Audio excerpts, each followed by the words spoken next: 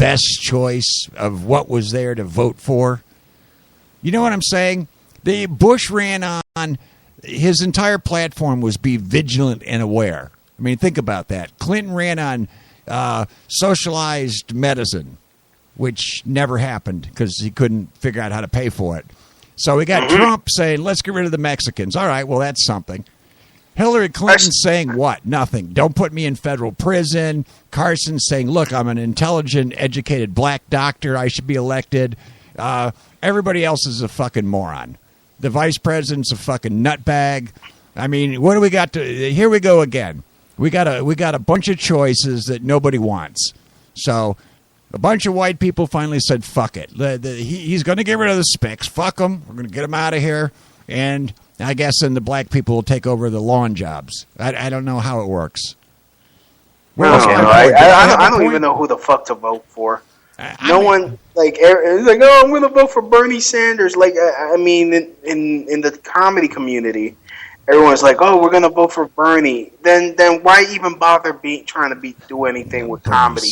Because you obviously do not want to work, because if you do make it, Bernie Sanders is going to say, hey, you didn't really earn that shit, so we're going to tax, like, 80% of it and leave you with, like, 50 cents so that way you could, like, buy yourself a Hostess cake. Yeah, he has no way to. He wants to do so many things, and it's going to cost so much money, and it's ridiculous rhetoric nobody wants. I don't think it's going to be if Trump said nothing else the remaining time, and don't worry about fucking Fox. Who gives a shit? Nobody likes Fox. Fox sucks anyway. CNN sucks. Nobody believes mass media except for the people that watch Jerry Springer and think that shit's real anyway. Right. And they're probably not going to vote anyway. They're going to sleep in on Election Day. I mean, what's our turnout in this country? 20, 30 fucking % of the actual people that can vote in this country. So apathy, on a good year. Yeah, apathy wins, and the Democrats are famous for they're luring poor black people on buses with buckets of chicken to get them down to the voting polls, and they're going to church. It's a fact. They've been doing it for years, and a lot of the older white people, they just stopped voting. They got the apathetic thing, fuck it, and the younger generation, they're going for this, and if you believe these polls, they're good. And I'm not trying to turn this into a political show, but it is sort of important, I guess, who leads this country and who's in Congress, because people like us could, one day they can say, you know what, fuck the internet in the U.S. We're not going to have podcasts. You can't say that anymore. You can't be on that show. Oh, Louie. Okay, you're not Mexican, but we're going to have you prove it because you might look Mexican. I mean, this is some scary shit going on right now in this country, for real. I'm just more worried about this stupid fairness doctrine if they try to apply it to podcasters. Yeah. Explain that. Yeah, I don't know anything about that. Oh, you guys never heard of the fairness doctrine? No, usually, I said explain by law, you need like broadcasters, like regular like radio, television. They have to like give equal time to both Democrats and Republicans when they're campaigning. So let's say Ktap was on like Fox News Radio. You can't just interview Republican candidates. You need to be able to have on a Democrat candidate. You need to offer the same amount of time. Yeah, but that's a joke too. I mean, think about Hannity and Combs. You remember Hannity and Combs? Yes. That was Fox's attempt to give a balanced view. So what did they do? They took a nice, handsome, middle-aged man who had his shit pretty well together, and they put him up against Frankenstein. Right. For the left. And right up front that people respond to looks and appearance, and they're going to say, I'm not listening to Frankenstein.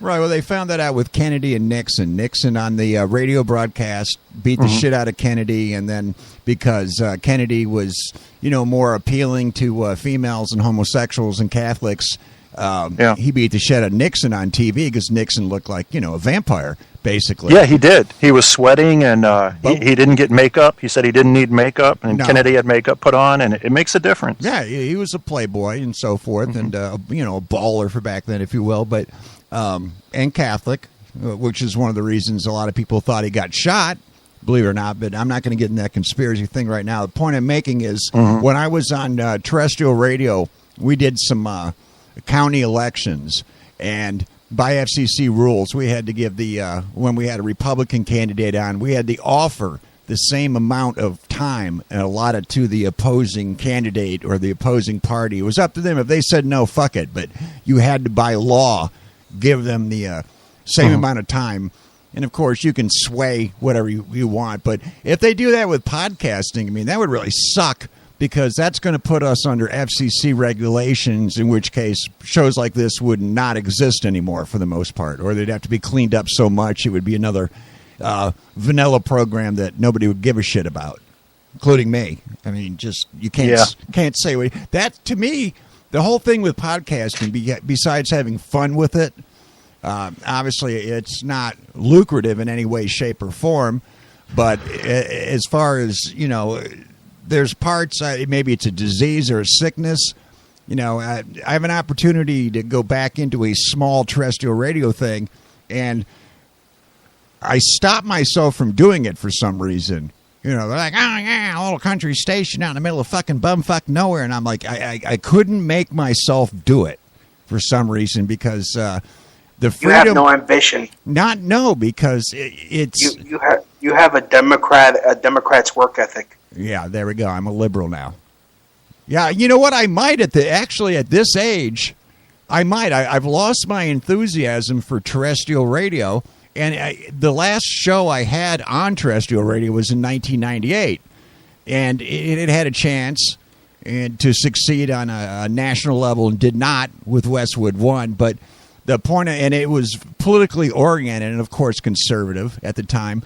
At that time, who wouldn't want to make fun of Clinton? That was too easy back in the day with G. Gordon Liddy. And here I am sitting 45 miles in between Philadelphia and Baltimore. I mean, I'm right in the area you want to be in. But I don't have any.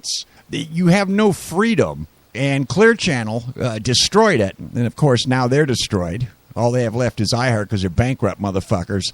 But you couldn't say what you wanted to say, even on a program, and I produced that program as well. It was called Locked and Loaded, and I could not. I mean, I had so many rules, and every time I turned around, we had an FCC complaint, or some upset shithead church, or some fucking, and then they have to worry about their advertisers, and a small area, and if they do that, if the government gets too involved in how podcasting goes, or the internet, it will destroy not just the freedom, but it'll destroy the creative ability for podcasters. Now, Spreaker, in a way, has done that with their own rules. They've let their policies go with people like me, and they waited 5 years to fucking finally slap me. But the point is, why wait 5 years? They should have slapped me right from the get-go. So, I don't know. I mean, well, maybe that's why people like Adam Carolla went on and did their own podcast and just got away from regulation. Right. And he's a Jew and gets to keep all the money too, which is, not a bad idea actually. If you can sell yourself, that little greasy cocksucker, what he did too is he pushed himself into a movie, and in my opinion, Adam Carolla has absolutely no fucking talent. This guy's horrible. The only podcaster worse than him, in my opinion, is the other idiot who does the yogurt commercials. And he's the premier head figure for the current iHeartRadio. What's his name? He does he has like Seacrest? Yes, Seacrest. He does a fucking. It's an airplane commercial. He's on an airplane, and he has yogurt dripping down his chin like it's jism. And that's disgusting. It is disgusting. And this guy has no fucking talent, and he's another Jew. I mean, you got to be careful. You're gonna turn Barco on. Yeah, I mean, hey, the media's been owned by Jews forever. ABC used to be called the fucking Jew capital of everything. There's a Steen or Stein at the end of everything. And I'm not Jew hating, because that would be too easy for an Aryan person to do. But you don't be mad at Aryans. Why would you be mad at Aryans? Think about it. Aryans have never, your people in Brazil And your leader, your leader, Evita, in Argentina, made deals with the Nazis. Think about that. Not me. No, your Argentinian fellows. What are you talking about? I'm Puerto Rican. Right, that's what I said. Bolivian. No, you didn't. Same fucking island. No, it's not. It's not even an island. It's an entire country, which is only. So, do you want it to become a state finally? I mean, you might as well, right? No, I don't. Why? It's fucked up here. It's already, you can come here for free. You don't need a passport. It's considered not really for free. You got to pay for a damn plane. Well, damn it. This fucking government doesn't give free plane rides to Puerto Ricans. What the fuck? And the blacks are getting reparations and the Puerto Ricans aren't getting free American airline tickets? Why not? They can afford it. We live in. Jesus Christ. They could afford, if they could afford to drop bombs on other brown people, they could afford to fly other brown people to here. Think about that. Puerto Rico is the only entity. Well, I could say the Philippines, but those are crazy Asian people that speak Spanish. So that makes me very fucking... You ever watch a Filipino talk? Or not watch, but listen? Well, it's not like Spanish. It's Tagalog or something. Yeah, but it is pretty much Spanish. It's not. Yes, it's very close. It's okay. It's a romantic language. It's not Chincanese. So you got a slanted eye guy speaking something that's sort of like Hispanic, or yeah, it is. So how do you know that actually? How do I know what? What did you call it? Because you said Tagalog. It's spelled Tagalog, Tagalog. Okay, but it's pronounced many different ways. Well, you're both smarter than me because I thought it was Spanish. It sounds Spanish, though. No, it doesn't. Now you're just splitting hairs. It sounds Spanish. No, so maybe to you because you're an ignorant ass white boy. All right, listen, listen, orange picker. What language do Puerto Ricans speak? Hey, you know what? At least I don't catch scurvy. That's true. Good point. That is a good point. You should use that when you're stand-up, too. Now, listen, when the fuck will that ever come up? See, I hate when people say, you should use that in your stand-up. There will never be an opportunity where, like, someone's going to scream at me, orange picker! I'm pretty sure that if you told people you were Mexican, that would come up. But I'm not Mexican. But how do they know? Because I say I'm not. Yeah, but you have to tell someone you're not Mexican. If someone just looked at you, let's say there's a chance they may assume you're Mexican. Correct? Would you go that far? No.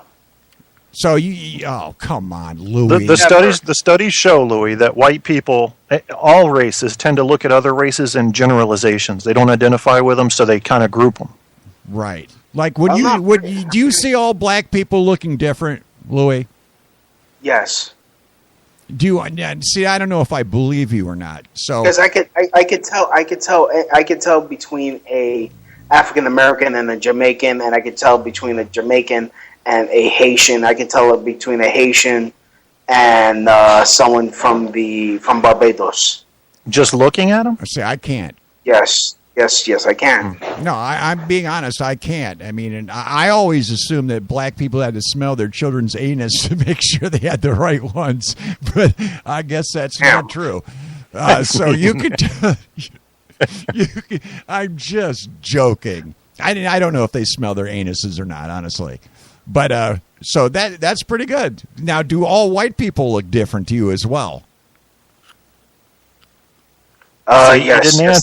He didn't answer because he thinks they all look the same. There. Yeah. Yes. I just answered. Yes, they all look the same. So so you have a harder time differentiating between white people than you do Negroes or black people. Because you guys do that whole goose stepping and profile styling and profiling like the Nature Boy. Who's the Nature Boy? Ric Flair. Oh, Ric Flair. I don't know. I'm very old. Oh, I got you. When you said goose step, I thought you meant the Pope. I didn't know.